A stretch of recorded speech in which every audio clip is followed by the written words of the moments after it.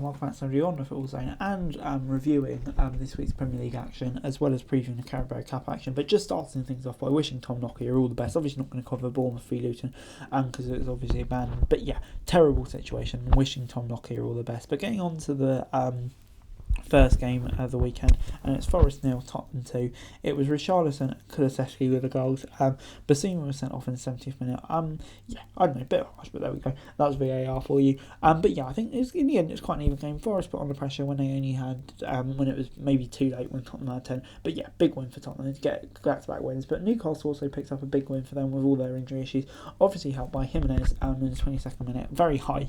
But yeah, it was Miley, what a talent he looks in the 57th minute, giving Newcastle the lead before Almiron and Dan Burn got the goals for Newcastle. And yeah, Newcastle were absolutely dominant here. Fulham didn't really have a response. And yeah, after two 5-0 wins on the trot for Fulham, it was kind of their chance to get a thrashing of their own in a way. But yeah, for Newcastle, a big win, much needed win, but Fulham won't be too concerned after the week they just had. But moving on into a shocking result at the Etihad, where Man City drew 2-2 with Crystal Palace. It was Grealish and Rico Lewis who gave City a 2-0 lead before Mateta pulled one back in the 95th minute. It was Michael Olise from the spot, despite Man City probably domination of the game, who got the result. And yeah, you'd have to say they didn't say die and got back in it. City, yeah, it just leads into their overall poor run of form. Part of me still thinks they'll win 20 in February onwards, but yeah, for Palace you got to credit their character, but for City another bump in the road, and yeah, they just got to make sure they don't fall too far behind. But moving on then to Chelsea 2, Sheffield United 0, big win for Chelsea. Cole Palmer in the 54th minute and Nicholas Jackson in the 61st minute with the goals, and yeah, Chelsea were dominant here.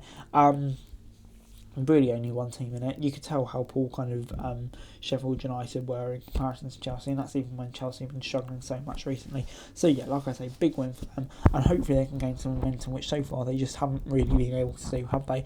But for Sheffield United, I think it just kind of shows the work that Chris Wilder has got to do with this squad. Moving on then to Sean Dyche's return to Turf Moor, and he got a great reception, but it was Everton who ran out on winners, and it was a pretty comfortable win in the end for Everton.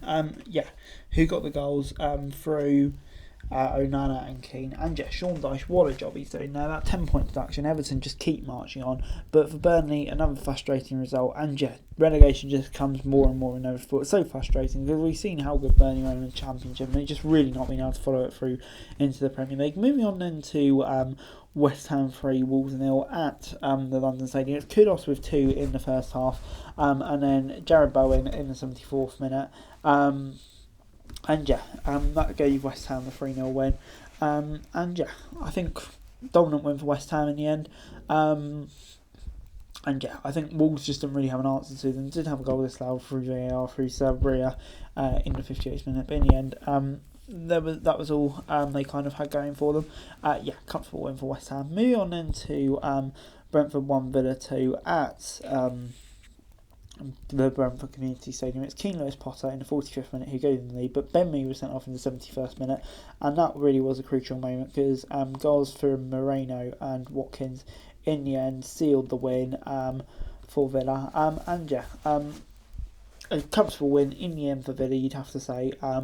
Once that red card, you always felt like with the form they've been on, they go and get it. But for Brentford, they'll be frustrated because they did look good before that red card and could have held on. So yeah, moving on into Arsenal 2, Brighton 0 at the Emirates. And yeah, Gary Jesus and Kai Havertz with the goals for Arsenal. And yeah, Arsenal keep rolling on. And yeah, you consider the side, you know, how solid Brighton are. But in the end, it was a win that Arsenal fully deserved, really. And yeah, it just shows that they'll keep marching on and they will be title contenders right to the end of the season. Brighton just, unfortunately for them, just outclassed really in this one. Moving on then to Liverpool 0, Manchester United 0 at Anfield. And Liverpool, yeah, it wasn't a great game, was it? Liverpool did create lots, but, you know, in the end, just couldn't find a way through. Manchester United kind of set up for a point, kind of summing up where they are at the moment, really, to be honest. And then in the end, that's what they got. So I think in a way, they'll be pretty pleased with the result too. Manchester United, though, yeah, I think they'll be pleased. But Liverpool, frustrated, I think is the word to describe it. They were the only team really looking to go for goal. I agree with Van Dijk in that respect, but it just wouldn't come.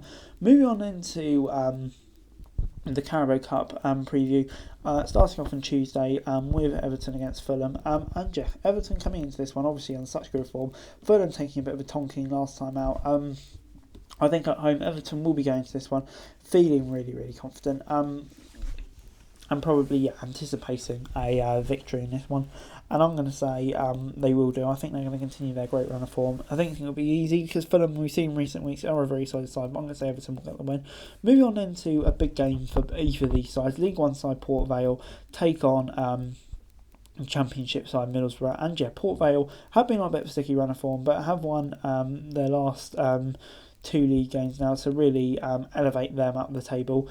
But Middlesbrough 2 win over Swansea last time out. Before that, their form wasn't great. So yeah, that was a big result for them, you'd have to say. And yeah, I think Borough, a really good chance for them to make semi-finals, which would be a great achievement. I think they'll do it. Moving on into Chelsea as they take on Newcastle at Stamford Bridge.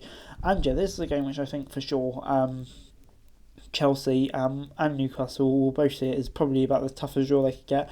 Chelsea, big win at the weekend. Newcastle, obviously, big win for them. But both of these sides, Chelsea, yeah, you just wonder if they have the real quality. Newcastle, are they really, good enough to really mount a serious charge?